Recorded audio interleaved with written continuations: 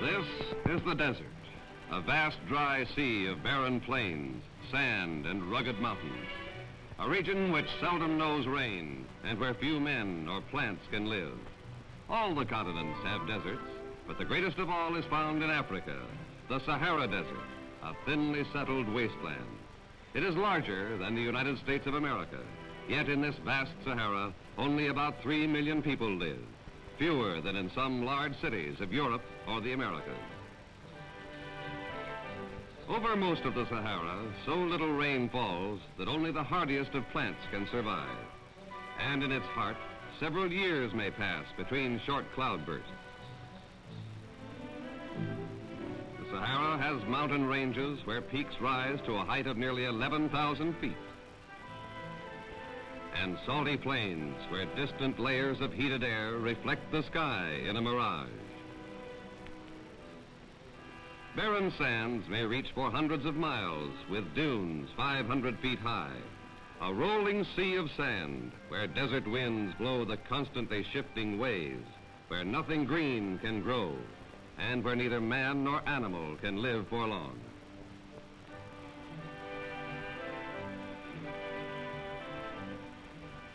In modern times, man has built railways along the edge of the Sahara, but the trains are small, and these rail lines reach into the desert only a few hundred miles. Beyond the rails are roads, some of which go completely across the Sahara, but such roads are poor, and in some places piles of rock are needed to help mark the route. At emergency stations, water and gasoline are available for passing cars, and cargo trucks carrying supplies to the few lonely towns of the desert. Airplanes, too, are helping conquer the Sahara, carrying passengers and cargoes swiftly over dunes and mountains, covering in hours a distance that would take many days by train or auto, and many months on foot or camel. But the one local airline reaches only a few of the main desert cities, and even they are very small, merely a few hundred houses where 4,000 or 5,000 persons may live, mainly Arabs, Berbers, and Negroes of the Mohammedan faith.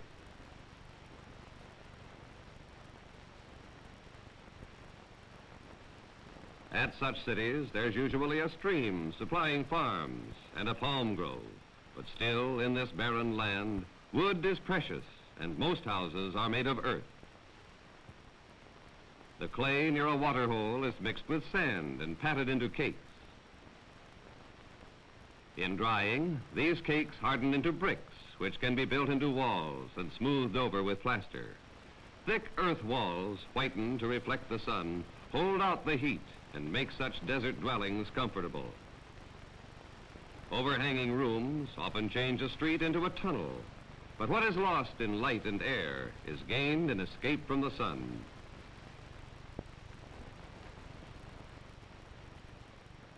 Within such cities, tiny donkeys easily carry loads that would seem as heavy as the donkey itself. In the market square, these men are making leather slippers. Nearby, desert farm products are exchanged for goods from other areas. Dates and grains from local farms are traded for spices from Central Africa, sheep and goats from northern mountains, or metalware and clothing from Europe. Such goods are brought by the trains, trucks, and planes. Without them, the desert cities would have a much more primitive life and far less security. But away from these cities are millions of square miles of desert in which live many thousands of persons. To reach such remote areas, man must use the only beast of burden which can live well in the desert, the camel. The camel's wide, flat feet do not sink into desert sand. It can eat hay or straw, but can live equally well on desert grasses, and its nostrils can be closed against blowing sands. Though ugly, ill-tempered, and hard to train, a camel is the most valuable animal in the desert. It can travel 5 or 6 days without water, under conditions which would soon kill a horse or an ox. A camel can cover 50 miles a day with a rider or a load of 500 pounds. Camel caravans are still the only means of carrying food and supplies to distant tribes in the remote wastes of sand and mountains.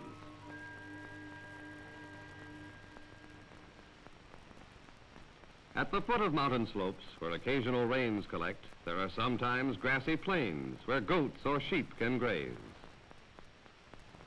But these thin grasses are soon eaten, and the flock must move on, perhaps many miles, to find another pasture.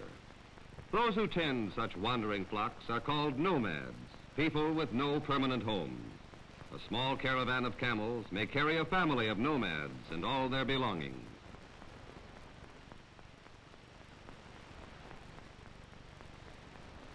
Here, enough grass has been found to give a few days' grazing to the lean nomad flocks. So camp is made. A nomad tent is a strange house, but an extremely practical one for the desert. The dwelling must often be moved, and this tent can be rolled up and carried on the back of a camel. The coarsely woven material helps keep out blowing desert sand, and being low and rounded, the tent offers little resistance to strong desert winds. The family's water bags are hung on a pole tripod. Coffee is ground with a brass mortar and pestle. But aside from this, the nomad's cooking equipment is limited to a few battered pots and pans and wooden bowls for mixing food.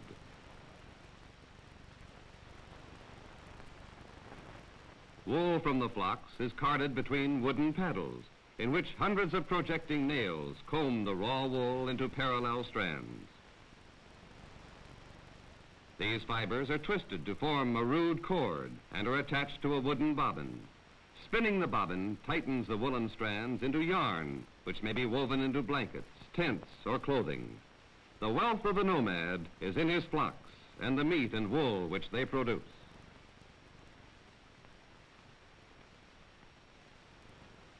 Scattered widely through the desert are springs or groups of wells. Such a water source is called an oasis, and here men can live, cultivate fields, and build a village. An oasis can become a lush garden in a desert waste, with a profusion of vegetables, grains, fruits, and flowers. An important oasis crop is grain. It is harvested by hand and may be threshed by camels walking on the grain, the pressure of their feet squeezing the kernels of the grain from their husks.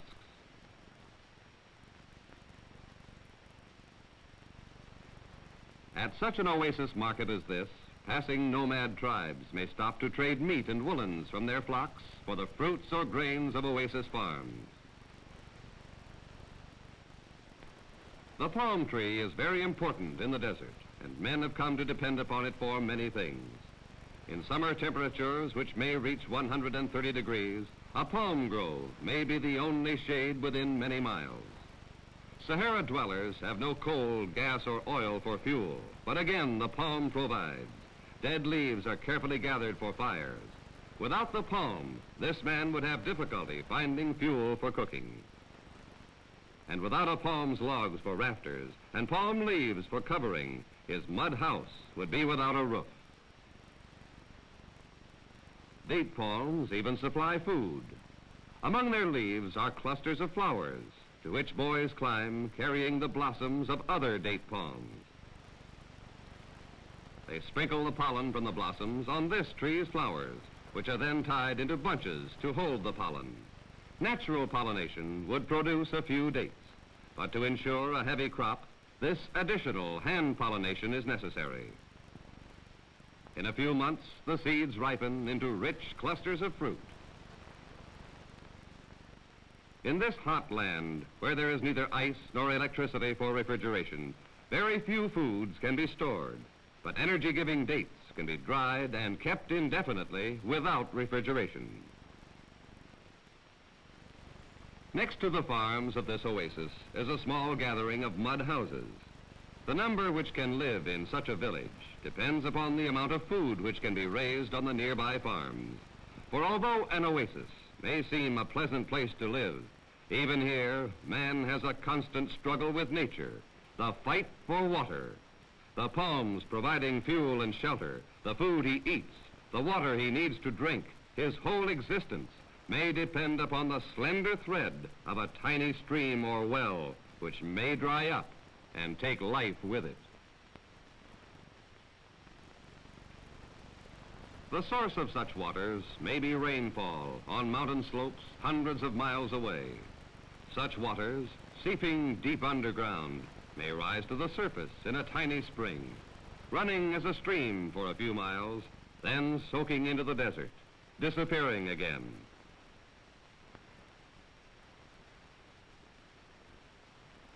In other zones, water comes from deep artesian wells, forced to the surface by underground pressure.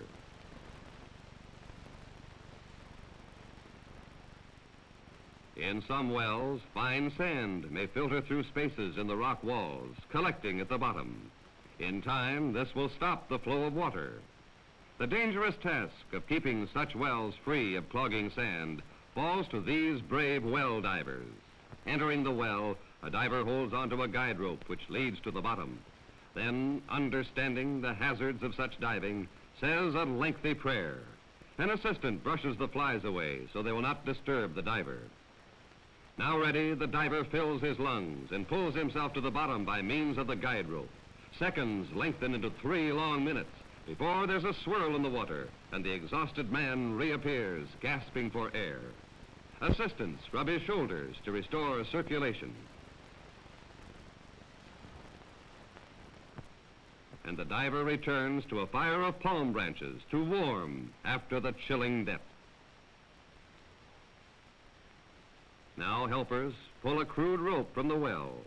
More and more rope appears until 100 feet of it has risen. And then at the rope's end, a tiny sand-filled basket comes to the surface, filled by the bare hands of the diver in the cold and dark pressure of 100-foot depth. Such men bravely risk their lives many times a day to keep these wells free from clogging sand so that precious water will continue to flow.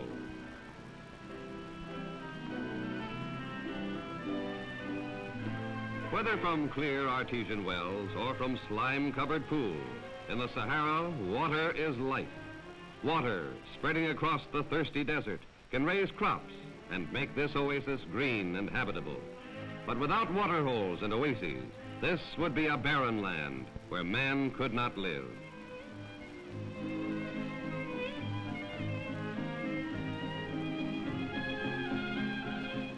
The Sahara is the world's greatest desert. Man has crossed this wasteland with roads and rails. Planes and trucks carry goods to cities where thousands of men live, 1,000 miles from what we call civilization. Yet in spite of man's science and effort, there remains the greatest part of the Sahara which few men know, where rolling dunes block man's advance, where only a lonely caravan can cross a rocky plain, where human life depends upon a hidden well, or where a seeping pool of water gives life to an oasis, which stands like an island in a sea of sand. The people of the Sahara have a hard and uncertain life, where a whim of nature may take their water source, blot out their farms, and so their existence. Only men like these really understand the problems of life in the Sahara Desert.